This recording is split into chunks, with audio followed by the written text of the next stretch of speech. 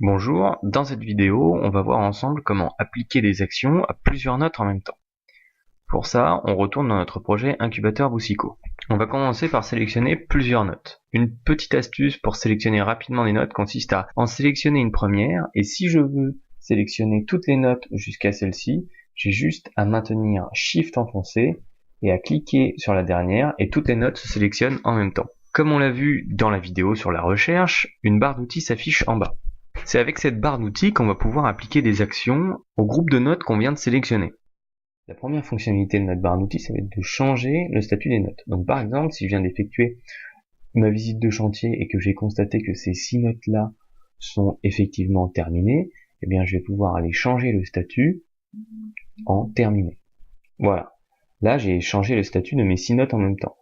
Pour désélectionner les notes, je viens cliquer sur la croix et par exemple, en cliquant sur les notes une par une, je constate bien que en haut à droite, le statut de toutes mes notes a bien été modifié en terminé. Une autre fonctionnalité très utile de notre barre d'outils, ça va être d'aller attribuer ces 6 notes que je viens de sélectionner à une entreprise. Donc, par exemple, si je sais que ces 6 notes-là doivent être réalisées par le lot numéro 2, je viens cliquer sur assigner des utilisateurs, je coche le lot numéro 2, je valide avec OK, et là, on voit que les 6 notes ont bien été attribuées à l'entreprise. Pareil, on peut venir vérifier, cliquant sur les notes, que là, on a bien notre groupe couverture qui a été attribué. Pareil ici, voilà, notre lot numéro 2, et ainsi de suite. Maintenant, on peut aussi inviter des personnes dans plusieurs notes en même temps.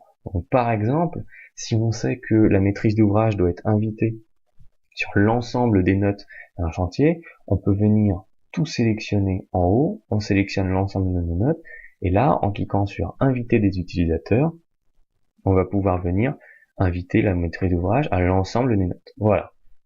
Toutes les notes ont été partagées à la maîtrise d'ouvrage. Ensuite, les autres fonctionnalités sont plus pour aller classer vos notes. On vient de sélectionner nos notes, on sélectionne celles qu'on veut, et donc, par exemple, grâce à cet outil, je vais pouvoir déplacer ces 6 notes-là dans un dossier. Par exemple, dans le dossier OPR, en cliquant sur la petite flèche, on voit que l'ensemble de mes notes ont disparu, ont bien été déplacées dans ce fichier-là. On revient sur l'onglet notes.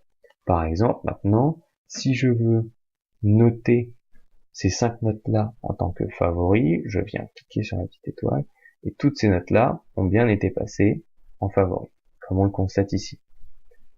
On peut également archiver toutes ces notes en une seule fois. Voilà. Et enfin, une dernière fonctionnalité très utile consiste à aller taguer plusieurs notes à la fois.